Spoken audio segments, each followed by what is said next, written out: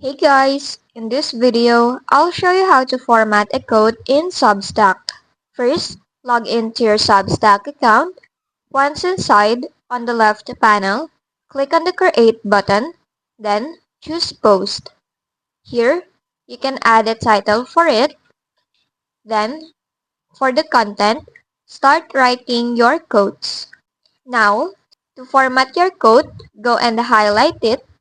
Then on the upper ribbon, click on this quote icon. The first option is to block quote. This is a standard quote style. Substack will reformat your text so it is indented and styled differently from the rest of your content. A block quote is usually used when you're quoting another source, like a passage from an article or a line from a book.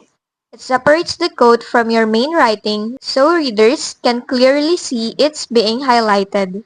Now, you can reformat it by highlighting it again and click on the quote icon and select the same quote format. Now for the next format, highlight again your quote and click again on the block or the icon. Now, this time, choose pull quote. This works a little differently.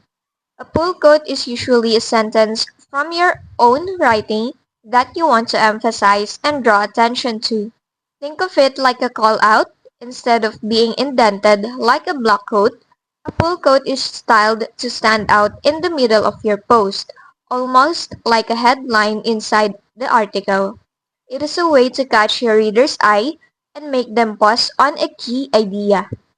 And that's it. That's the difference of this format quotes. If this video helped you, don't forget to like, subscribe, and hit the bell icon for more tutorials.